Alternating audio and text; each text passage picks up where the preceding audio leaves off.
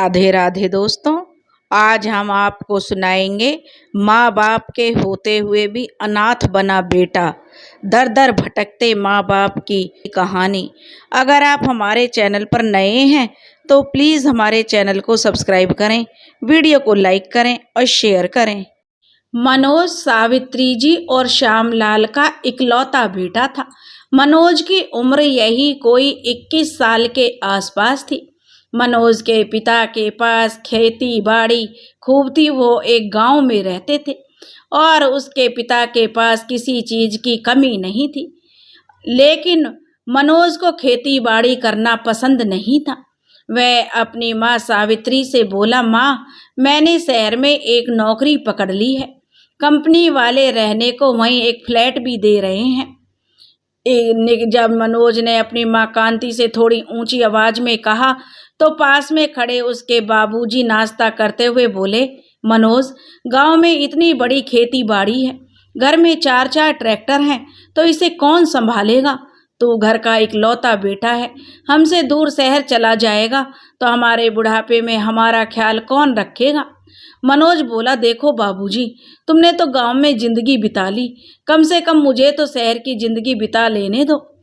और किसी की एक नहीं सुनी मनोज ने, और एक अटैची में कुछ जरूरत के कपड़े रखे और दिल्ली शहर में आ गया।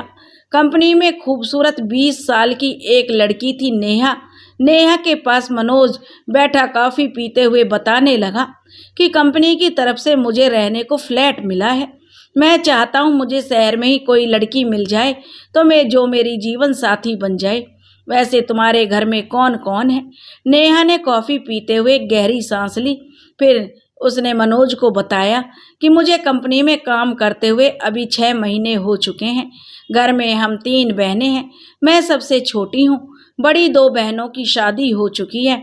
अब मम्मी पापा मेरे लिए लड़का देख रहे हैं। तब मनोज ने खुशी जताते हुए कहा, नेहा, मैं भी अभी कुंवारा हूँ। अगर तुम चाहो तो मुझे जो पसंद करती हो तो मुझसे विवाह कर सकती हो। फिर कुछ सोचकर मनोज कहने लगा कि मैं अनाथ हूँ, आश्रम में पढ़ लिख कर बड़ा हुआ हूँ और फिर यहाँ नौकरी के लिए आवेदन दे दिया था। मनोज ने अपने गांव के बारे में अपनी माँ और बाबूजी का कोई जिक्र नहीं किया। वह शहर की जिंदगी जीना चाहता था, रोज गांव जाने आने के झंझट से छुटकारा पाना चाहता था। मनोज और नेहा का मिलना जुलना बढ़ता गया। मनोज महीने की सैलरी जो दिन प्रतिदिन नेहा पर खर्च करता, कभी उसे गिफ्ट देता तो कभी उसके परिवार के लिए गिफ्ट ले जाता। नेहा के परिवार वाले को भी मनोज पसंद आ गया था। उन दोनों की कोर्ट मैरिज में शादी हो गई। मनोज अब नेहा को अपने कंपनी के वाले फ्लैट पर ले आया। दिन रात हंसी खुशी दोनों के बीतने लगे। मनोज का नया मोबाइल, नई सिम के कारण गांव में बैठी माँ जब भी कॉल करती तो मनोज का कोई कॉल नहीं लगता। एक दिन माँ ने रोते हुए मनोज के बाबूजी से कहा, सुनो जी, मेरा जी घबरा रहा है। मनोज को घर से गए हुए पूरे 3 साल बीत चुके हैं, उसका कॉल भी नहीं लगता। कहीं वह कोई मुसीबत में ना हो। चलो हम दोनों दिल्ली चलते हैं, कहीं ना कहीं तो वह हमें मिल ही जाएगा। मैं उसे बचपन से ही जानती हूँ। और उसके जो पिताजी बोले कि सावित्री, तुझे चिंता करने की जरूरत नहीं है, मनोज एक नंबर का नालायक है। अरे पगली, इतने बड़े दिल्ली शहर में हम उसे कहाँ ढूंढेंगे? लेकिन अपनी बुढ़िया की आंखों का बहता पानी देखकर श्यामलाल जी का कलेजा फटा जा रहा था। उसका अपनी पत्नी की बातें सुनकर वो कहने लगे, कल ही हम दिल्ली चलते हैं सावित्री, खोज लेंगे मनोज को। यह सुनकर सावित्री खुश हो गई, क्योंकि औलाद लायक हो या नालायक, माँ तो माँ होती है, अपने बच्चे के लिए तड़पती है। उधर मनोज अपनी पत्नी नेहा से कह रहा था, अरे नेहा, कहाँ हो? जल्दी से गली के बाहर आओ। नेहा ने आवाज सुनी तो उसने देखा कि नेहा के कंधे पर 2 बरस का छोटा सा गोलू था और बालकनी से नेहा नीचे झांकने लगी। वह बोला कि जल्दी से घर का ताला लगाकर तुरंत नीचे आओ, तुम्हें कुछ दिखाना है। नेहा घर का ताला लगाकर गोलू को साथ लिए नीचे गली में पहुंच गई।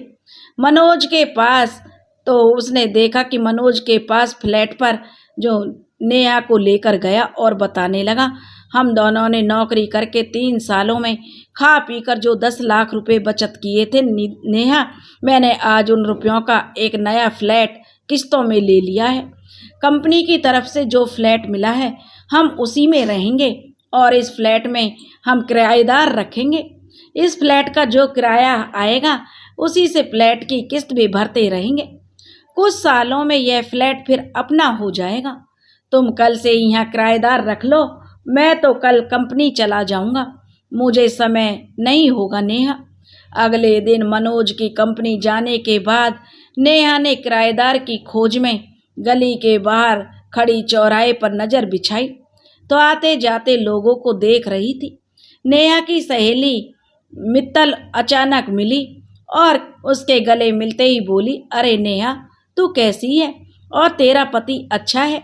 तब नेहा बोली, हाँ मैं तो ठीक हूँ, अब हमने नया फ्लैट ले लिया है, उसमें किराएदार रखना चाहती हूँ ताकि 2 पैसे और कमा सकूँ। तब मित्तल बताने लगी, मैं अपने पति के साथ मुंबई से दिल्ली लौट रही थी।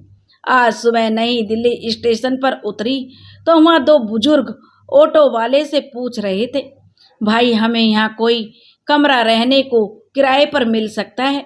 मगर ऑटो वाला उनकी बातों पर हंसने लगा और कहने लगा, हमें सुबह से सवारी नहीं मिली और तुम्हारे लिए कमरे की व्यवस्था मैं कैसे करूं? ना जान ना पहचान, कहीं तुम पाकिस्तान से तो नहीं आए हो? मुझे तो तुम आतंकवादी लग रहे हो। तब मैं उनके पास दौड़कर ऑटो वाले के पास पहुंची और उसे झाड़ते हुए मैंने कहा, कम से कम उनकी उम्र का लिहाज किया करो। किसी ने सच्ची कहा है, ऑटो वाले बड़े बदतमीज होते हैं नेहा।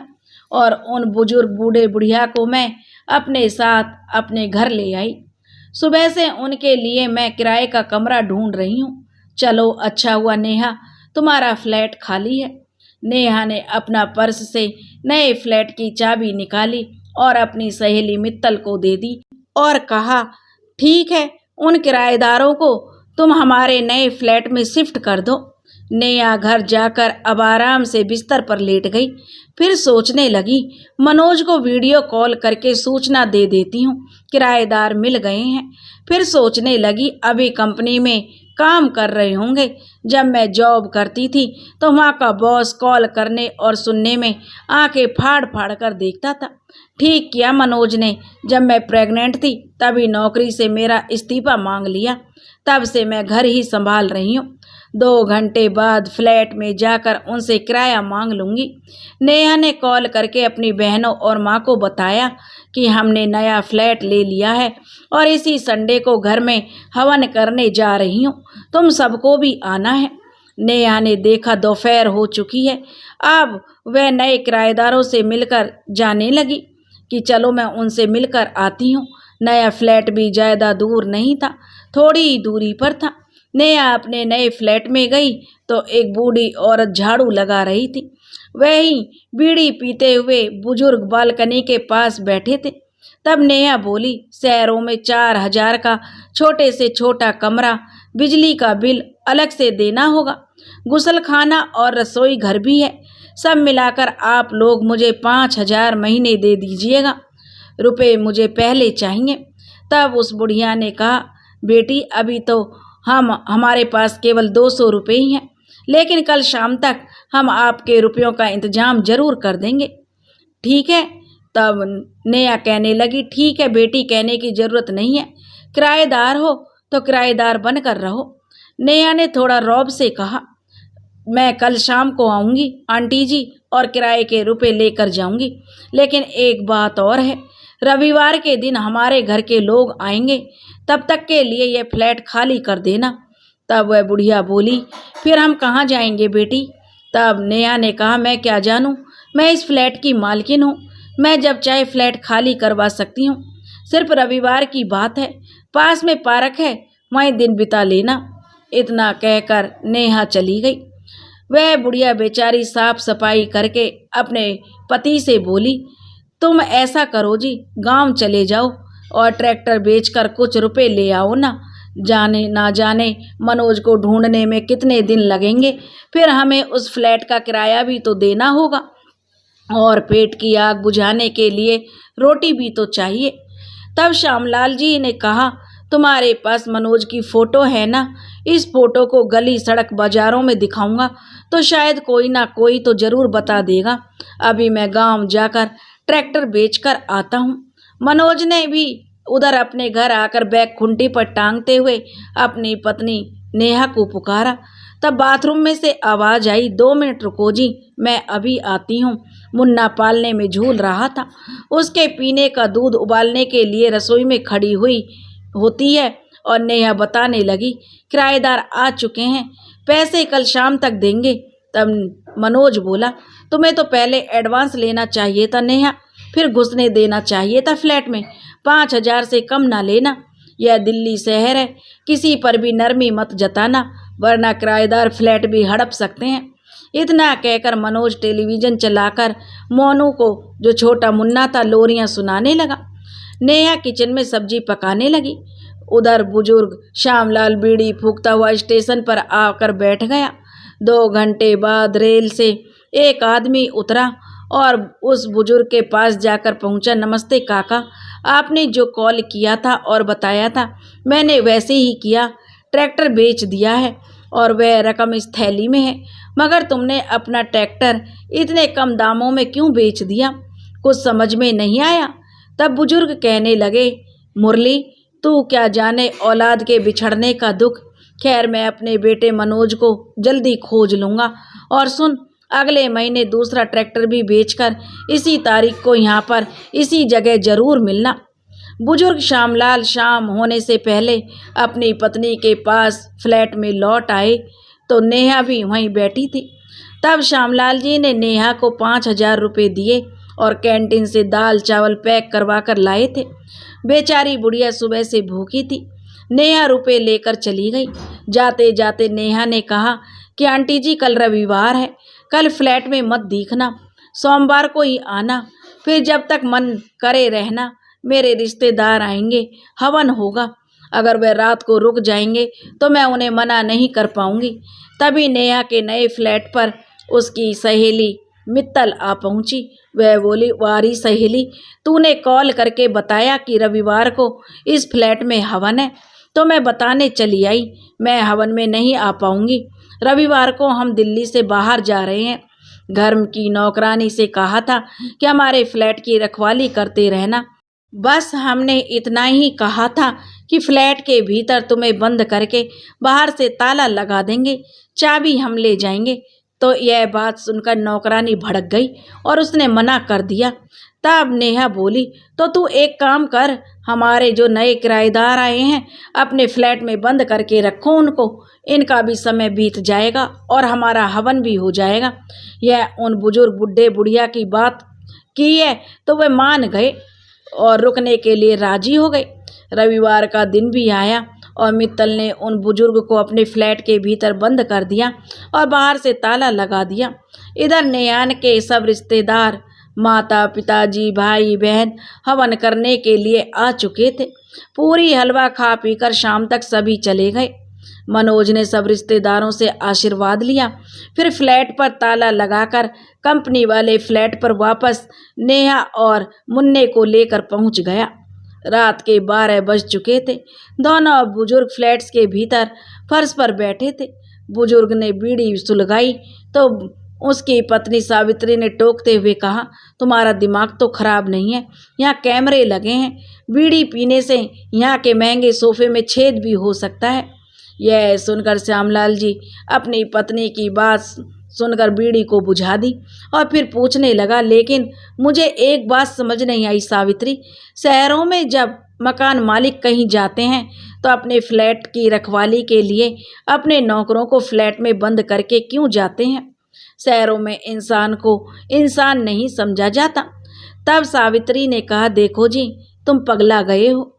हम यहाँ मनोज की तलाश में आए हैं और तुम यहाँ राम कहानी लेकर बैठ गए हो। चलो सो जाओ, सुबह तक तो ताला खुल ही जाएगा। फ्लैट के बाहर गली में एकदम सन्नाटा पसरा हुआ था।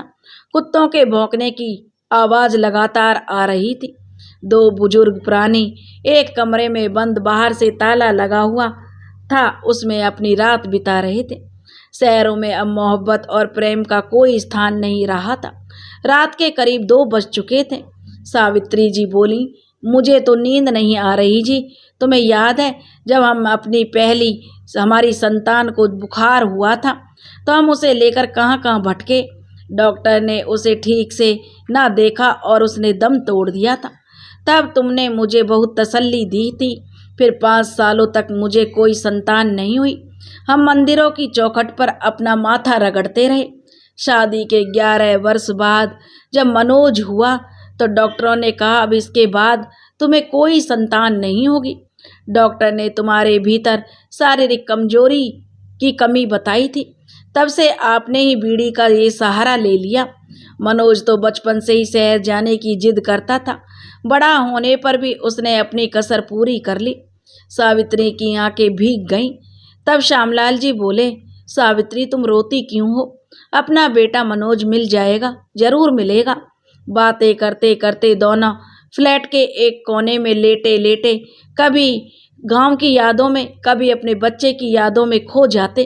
कभी अतीत में शहर की जिंदगी और शहर के लोग मुझे कुछ अजीब लगने लगे हैं। जो श्यामलाल जी कहने लगे, अगर मनोज की तलाश ना करनी होती तो मैं दिल्ली शहर कभी नहीं आता।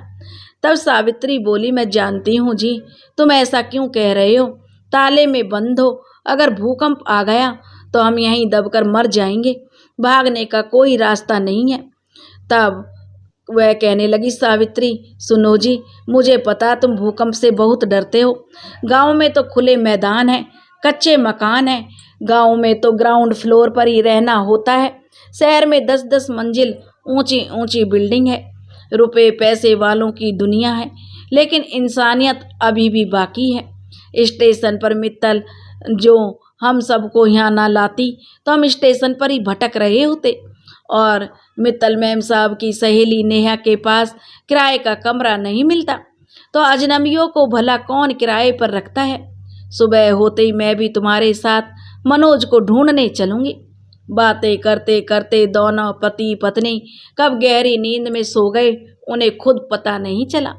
जब उन्हें किसी ने हिलाया तो उन्होंने आंखें खोली तो देखा मित्तल अपने पति के साथ खड़ी थी। घड़ी में सुबह के 9 बज चुके थे। मित्तल ने पूछा, मैं एक बात पूछना चाहती हूँ, क्या तुम्हारी कोई संतान नहीं है? तब सावित्री ने बताया, 3 साल पहले मेरा बेटा दिल्ली आया था, फिर उसका फ़ोन आना बंद हो गया। हम इंतज़ार करते रहे, दिन बीते, महीने बीते, फिर साल बीत गए।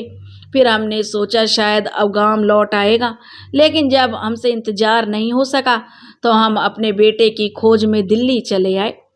मित्तल ने कहा, मैं भगवान से दुआ करूंगी आंटी जी, आप लोगों को आपका बेटा जल्दी मिल जाए। सामने बाथरूम है, घर में जाकर नहाकर तैयार हो जाओ। और आपके कपड़े भी मैले हो चुके हैं, आप लोग हमारे कपड़े पहन लो, संकोच मत करना। मैं रसोई घर में कुछ नाश्ता बना देती हूँ, आप लोग पेट भरकर खा लेना। फिर हमारे पति आपको नेहा के फ्लैट पर छोड़ आएंगे। तब मित्तल के पति राजीव बोले, आप लोगों का बेटा खो गया है, आप मुसीबत में हो। इस हालत में आप किराए पर रहकर अपने पैसे क्यों फूंक रहे हो? हमारे यहाँ इसी फ्लैट में रहिए, हमें भी आपके बेटे को खोजने में आपकी मदद कर सकते हैं। तब सावित्री बोली, हम तो नेहा को 5,000 रुपये किराए के दे चुके हैं, इसलिए 1 महीना तो हमें वहीं रहना होगा। वैसे भी ईश्वर ने चाहा तो इसी महीने हमारा बेटा मिल जाए तो हम अपने बेटे के साथ गांव लौट जाएंगे। तब मित्तल के पति राजीव ने कहा, ठीक है आंटी जी, जैसी आपकी मर्जी, मगर नेहा के फ्लैट में तो बिस्तर नहीं होगा। मैं आपको अपनी गाड़ी में बैठा कर ले चलता हूँ और वहाँ बिस्तर का इंतजाम कर देता हूँ। हमारे पास बहुत कपड़े, चादर, कंबल, तकियाँ हैं और खाने पीने की चिंता मत करना। सुबह शाम मेरी पत्नी मित्तल आपके पास खाना रोज देकर आ जाएगी। बुढ़िया सावित्री ने और श्यामलाल जी ने नहाकर जो मित्तल के दिए हुए कपड़े पहन लिए और नाश्ते के बाद मित्तल के पति राजीव उन्हें गाड़ी में बिठाकर फ्लैट पर ले गया। ताला लटका हुआ था। तभी मित्तल का फ़ोन आया। सुनो जी, मेरे पास नेहा का फ़ोन आया था। उसने बताया इस फ्लैट की चाबी बालकनी के सामने तुलसी के गमले के नीचे रखी है। मित्तल के पति राजीव ने चाबी निकालकर ताला खोला और फ्लैट में बिखरी गंदगी को देखकर कहने लगे, कल यहाँ हवन हुआ था, चारों तरफ कितनी गंदगी है। मैं अपना नौकर भेजकर यहाँ सफाई करवा देता हूँ। अभी मैं ऑफिस के लिए जा रहा हूँ, शाम को मिलता हूँ। अपने बेटे की फ़ोटो भी दो, शायद रास्ते में दिखाई पड़े तो तुम्हें सूचना दे दूंगा। सावित्री जी ने अपने थैले में से मनोज की फ़ोटो पकड़ाते हुए कहा, बेटा यही मेरा बेटा है। काजल के पति राजीव ने तुरंत फ़ोटो लेकर जो वहाँ से वापस अपने घर आ गए और अपनी पत्नी को फ़ोटो दिखाते हुए बोला कि देखो मित्तल, यह तो नेहा का घरवाला लग रहा है, क्या मैं धोखा तो नहीं खा रहा हूँ। तब मित्तल ने फ़ोटो को देखा और कहा, शक्ल तो मनोज से ही मिल रही है, मगर मनोज तो अनाथ है। मुझे नेहा ने बताया था, तुम गलत फ़ोटो तो नहीं ले आए। तब काजल का पति राजीव बोला कि उन बूढ़े आंटी और अंकल ने यही फ़ोटो पकड़ाए हैं और कहा इसका नाम मनोज है, 3 सालों से गांव लौटकर नहीं आया। मित्तल ने तुरंत नेहा को कॉल करके अपने फ्लैट पर बुलाया। तब नेहा बोली, ऐसी क्या खास बात है मित्तल जो तुम कॉल पर ही बता दो। तब मित्तल ने कहा कि तू मेरे फ्लैट पे आ जा नेहा।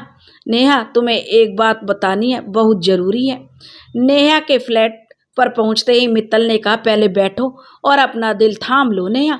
तुम्हारे पति मनोज ने तुमसे एक बात छुपाई है, मनोज अनाथ नहीं है। नेहा ने कहा, अब मैं क्या करूं?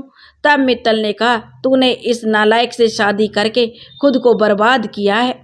जो माता पिता का नहीं हो सका वह भला तेरा क्या होगा। तो इसी समय अपने सास ससुर के पास जा और उनका आशीर्वाद ले, उनकी देखभाल कर। मगर मनोज को इसकी जानकारी नहीं होनी चाहिए कि उनके माता पिता उसे ढूंढने यहाँ दिल्ली शहर आए हुए हैं, तुम्हारे ही घर पर किराएदार बनकर रह रहे हैं। मनोज से तो हम बाद में निपट लेंगे। उसने जिस तरह अपने बूढ़े माँ बाप का दिल दुखाया है, मनोज को भी कड़ी से कड़ी सजा मिलनी चाहिए। नेहा अपने बच्चे को लेकर तुरंत अपने नए फ्लैट पर पहुंची तो दोनों बूढ़े बुढ़िया ताला लगाकर सीढ़ियों से उतर रहे थे। नेहा ने रोका और पूछा, आप लोग कहाँ जा रहे हो? तो उन्होंने बताया, हम जिस काम के लिए आए थे उसे भी तो पूरा करना है। तब नेहा ने ताला खोलते हुए कहा, आप लोग इस फ्लैट में आराम करो, इतनी बड़ी दिल्ली में आप कहाँ कहाँ भटकोगे, हम तलाश करेंगे, आप लोग आराम कीजिए। इतना कहकर नेहा तुरंत कंपनी वाले फ्लैट से कुछ मजदूरों को साथ लेकर पहुंची और मजदूरों से कहा कि यह डबल बेड हमारे नए फ्लैट पर पहुंचाना है, गद्दे कंबल और चादर समेत। जो 700 में बात हो गई। शाम हुई तो जो मनोज घर आया तो देखा डबल बेड नहीं है। नेहा से मनोज पूछने लगा, अपना डबल बेड कहाँ गया? तब नेहा बोली, उसमें दीमक लग गई थी, इसलिए मैंने उसे कबाड़ी को दे दिया। तब मनोज खाना खाने लगा। टेलीविज़न पर विज्ञापन आ रहा था, कल भारत और ऑस्ट्रेलिया का मैच है। तो मनोज बोला कि नेहा, कल मैं दफ्तर से आने के बाद मैच देखूंगा। उस रात मनोज का खा पी कर सो गया। अगले दिन मनोज घर आया तो सामने दीवार पर टेलीविज़न नहीं था। तब मनोज ने अपनी पत्नी को पूछा कि टेलीविज़न कहाँ है? तब नेहा ने बताया कि दीवार में अचानक कल जो पता नहीं क्या हो गया, कील निकल गई और टेलीविज़न नीचे फर्श पर गिरकर टूट गया। मैं सफाई करके कूड़े वाली गाड़ी में फेंक दिया, कांच ही कांच फैल गया था। सारा दिन सफाई करती रही। मनोज कहने लगा, मुझे मैच देखना था, अब मैं क्या करूं? रात होने पर मनोज के लिए फर्श पर बिस्तर लगा दिए गए। मनोज ने कहा, कुछ रुपए इकट्ठा करके हम नया बेड और टेलीविज़न ले लेंगे। अगले दिन मनोज दफ्तर से घर आया। घर की सारी कुर्सियां गायब थीं। मनोज ने कहा, घर की कुर्सियां कहाँ हैं? इतनी घटिया कुर्सियां खरीदी। नेहा कहने लगी, उनमें भी खटमल दीमक भरे पड़े थे, सब कूड़े में फेंक दिया। मनोज उस रात चुपचाप सो गया, मगर उसे नींद नहीं आ रही थी। वह नेहा के पास जाकर बोला, चक्कर किया है नेहा? 3 दिनों से तुम बिस्तर अलग अलग लगा रही हो और मुन्ने को सारा दिन संभालना होता है। नेहा कहने लगी, घर का काम होता है, रात को ही थोड़ा आराम मिलता है मुझे भी नींद आ रही है, तुम भी सो जाओ। बढ़ती जनसंख्या के दौर में अपना एक बेटा काफ़ी है। मनोज दफ्तर का थका हुआ था, उसे भी नींद आ रही थी। सुबह मनोज की आंख खुली तो नेहा किचन में खाना बना रही थी। तभी मनोज की नज़र रोटी पर पड़ी। नेहा, मनोज कहने लगा, हम तो केवल 2 लोग हैं और मुन्ना तो दूध पीता है।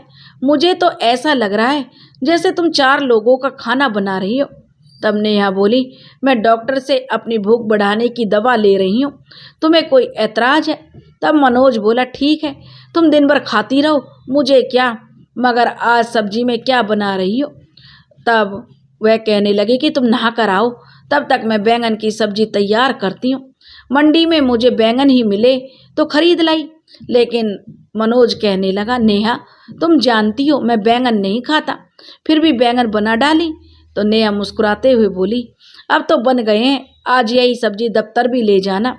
मनोज के दफ्तर जाने के बाद नेहा ने तुरंत मटर पनीर की सब्जी बनाई।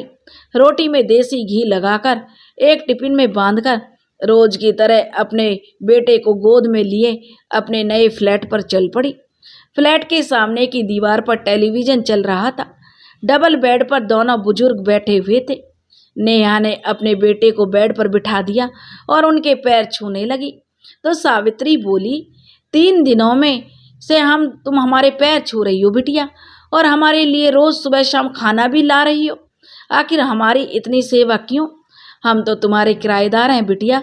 तब नेहा बोली, जब से आप लोग हमारे घर आए हैं तो मेरे मुन्ने के पापा की सरकारी नौकरी लग गई है। अब तो हमारे पास पैसों की कोई कमी नहीं है अम्मा जी, इसलिए अब मैं आप लोगों से किराया भी नहीं लूँगी। कल हम लोग पिकनिक गए थे, आज भी कोई नई जगह घूमने चलेंगे। मैं आपको दिल्ली का कोना कोना घुमा दूंगी, क्योंकि मैं घर में अकेली रहती हूँ और बोर हो जाती हूँ। जब आप लोगों का साथ रहेगा तो मेरा भी समय कट जाया करेगा। और हाँ आंटी जी, आपका बेटा मिल गया है, लेकिन अभी वह हिंदुस्तान में नहीं है, अमेरिका गया है। 1 महीने बाद ही लौटेगा। जब तक आप लोग यहाँ आराम से रहिए। इतने में ही मित्तल भी आ गई और बोली, नमस्ते माँ जी, नमस्ते बाबूजी। आज मेरी जो आपके बेटे मनोज से बात हुई थी, अमेरिका में से 1 महीने बाद ही लौट रहा है। मित्तल ने नेहा को इशारे में आंख मारी तो नेहा सब समझ गई अब आगे का क्या प्लान है। तो मित्तल बोली, मेरे बच्चे बड़े हैं, स्कूल सुबह ही चले जाते हैं, दोपहर तक आते हैं, इसलिए मैं दोपहर के 1 बजे तक यहाँ पर रह पाऊँगी, लेकिन मैं आती रहूँगी। मित्तल ने नेहा को समझा दिया, आज शाम तुम्हें मनोज के साथ क्या करना है। वह बोली, ठीक है, यह बात किसी को पता नहीं चलनी चाहिए। शाम होने पर मनोज अपनी कंपनी के बने फ्लैट पर आया तो ताला लगा हुआ था।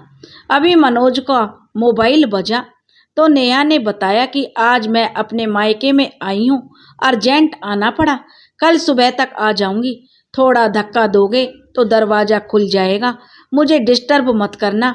हमारे यहाँ पड़ोस में कोई मर गया है, चीख पुकार मची हुई है। अलमारी से तुम्हारे 45,000 रुपये थे, वह मैं ले आई हूँ। मनोज अपने फ्लैट में दफ्तर के कपड़े उतारकर बाथरूम में चला गया तो नहाने का साबुन नहीं मिला। वह बिना साबुन के नहा लिया। फ्रीज खोला तो उसमें दूध नहीं था, वह जिससे कि वह चाय बना ले। लेकिन रसोई घर में बैंगन की सब्जी रखी थी जो शाम तक महक चुकी थी। नाक सिकोड़कर मनोज को अम्मा की याद आई। जब तक छोटा था तब अपनी अम्मा पर चीखता था, अम्मा तुम्हें बैंगन की सब्जी फिर बना दी, मेरे लिए कोई नई सब्जी बनाओ। मेरी जिद के आगे माँ मेरे लिए बैंगन की सब्जी नहीं बनाती थी, नई सब्जी बनाने बैठ जाती थी। कुछ समझ में नहीं आ रहा था मनोज के कि मैंने नेहा के साथ शादी करके ठीक किया या गलत। एक एक पैसा इकट्ठा करके टेलीविज़न खरीदा था, उसने टेलीविज़न तोड़ दिया, पलंग और कुर्सियाँ भी कूड़े में फेंकवा दी। कुछ दिनों से इसका मूड ठीक नहीं है, मगर बात तो अच्छे से करती है, अच्छे परिवार की है। अब तो बैंगन की खाने ही पड़ेंगे। माँ जी लो पकड़ो, खाओ हरी चटनी के साथ। जो उधर नेहा जो सावित्री और श्यामलाल जी से बोली, मैंने अभी ऑर्डर करके मंगवाए हैं। आज मेरे पति दफ्तर से घर नहीं आएंगे, उनकी ज़रूरी मीटिंग है। मैं वहाँ के लिए फ्लैट में कैसे सो सकती थी, इसलिए मुझे डर लगता है। इसलिए माँ जी, नेहा कहने लगी, मैं मुन्ने को लेकर आज आपके पास सो जाऊंगी। तब सावित्री जी बोली, बेटी हम तो किराएदार हैं और तुम इस घर की मालकिन हो। देखो आप लोग खुद को किराएदार कहते हो। नेहा कहने लगी, तो मुझे बहुत बुरा लगता है। तभी दरवाजे की बेल बजी तो कुछ लोग एक नया फ्रीज लेकर आते दिखे। दरवाजा खुला ही था तो बोले, नमस्ते मैम साहब, आपने फ्रीज का ऑर्डर दिया था, पता इसी फ्लैट का लिखवाया था, फ्रीज कहाँ रखना है। नेहा ने किचन के पास इशारा करते हुए उन मजदूरों से कहा, वह फ्रीज वहाँ रखकर चालू कर दें। नेहा ने सावित्री जी और श्यामलाल जी को बताया कि फ्रिज एक उपयोगी वस्तु है, इसमें ठंडा पानी गर्मियों में और सब्जी और फल खराब नहीं होते। फिर नेहा ने मोबाइल से ऑर्डर पर किया और फल और बोतल और सब्जियां मंगवाई। नेहा फिर घर के कामों में जुट गई, साफ सफाई और किचन तैयार किया।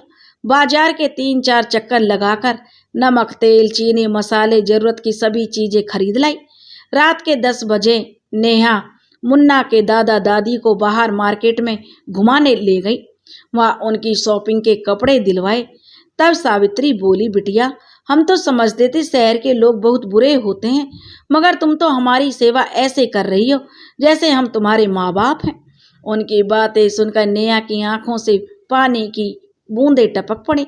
वह चाहकर भी बता नहीं पा रही थी, आप लोग मेरे सास ससुर हैं और मुन्ने के दादा दादी हैं। मुन्ना आपका पोता है और मैं अभागिन आपकी बहू हूँ। मगर मित्तल ने अभी कुछ भी बताने से मना किया था। मित्तल के पति वकील थे, वे लोगों को न्याय दिलाते हैं और इन बुजुर्ग लोगों को भी न्याय दिलवा कर ही रहेंगे। तभी सावित्री जी बोली, क्या सोच रही हो बिटिया। तब वह बोली, कुछ नहीं अम्मा जी, चलो आज मैं आपको चाउमीन और मोमोज खिलाती हूँ। दिल्ली वाले इन चीज़ों के बड़े शौकीन होते हैं और बड़े शौक से खाते हैं। वह देखो सड़क किनारे कितनी छोटी बड़ी दुकानों की भीड़ लगी है, ग्राहक कैसे अपनी अपनी पसंद का खाना खा रहे हैं। चाउमीन मोमोज खाने के बाद नेहा श्यामलाल जी और सावित्री को लेकर वापस फ्लैट पर आ गई और सामने टेलीविज़न चला दिया। मुन्ना अब तक सो चुका था। मुन्ने के दादा दादी नेहा से बोले, बिटिया हमें अपने बेटे की चिंता हो रही है, एक बार उससे बात हो जाती तो दिल को तसल्ली मिल जाती।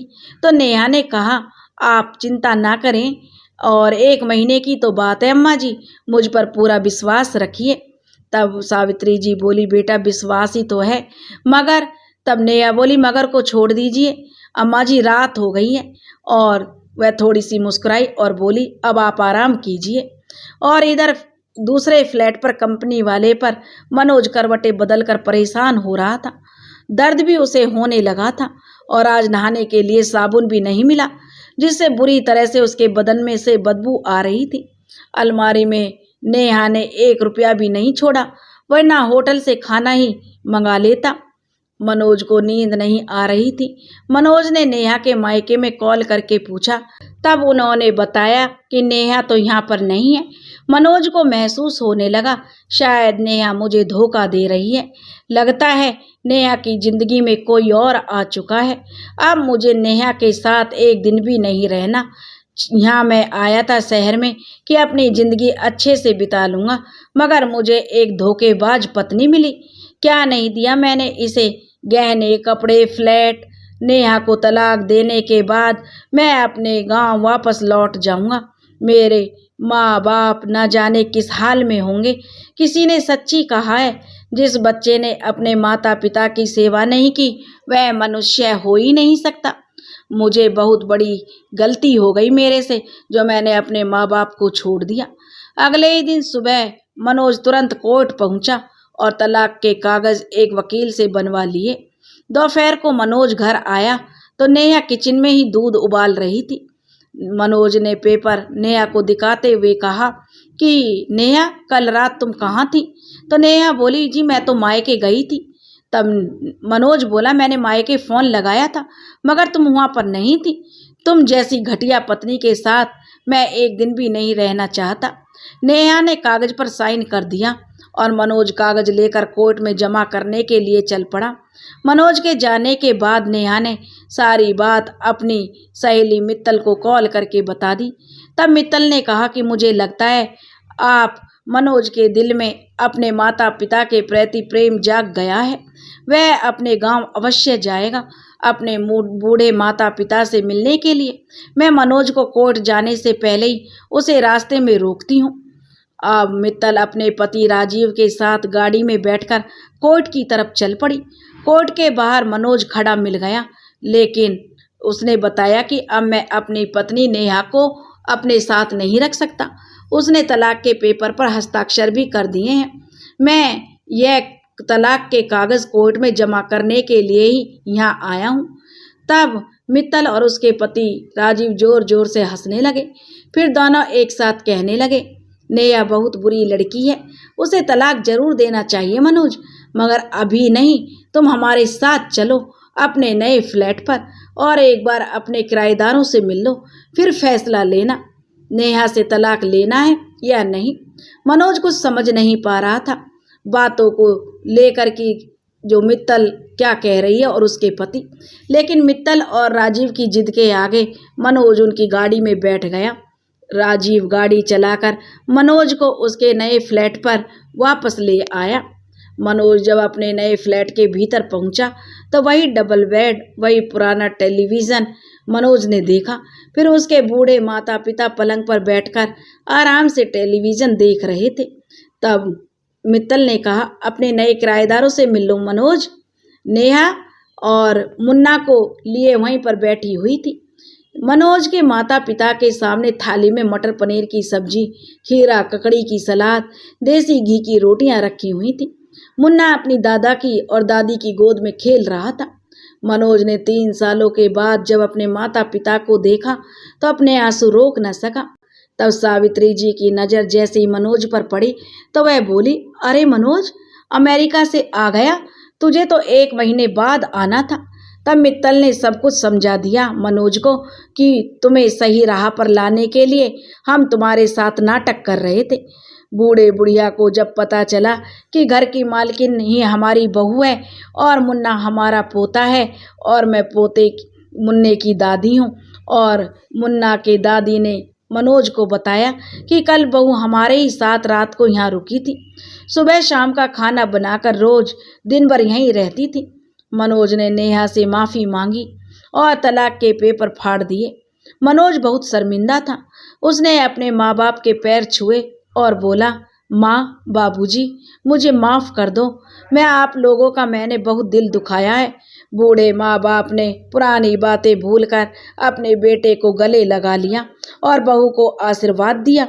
दोस्तों, यह कहानी आपको कैसी लगी? अगर पसंद आई हो तो प्लीज़ हमारे चैनल को सब्सक्राइब करें, वीडियो को लाइक करें और शेयर करें और कमेंट्स करके हमें बताएं कि यह कहानी आपको कैसी लगी। राधे राधे।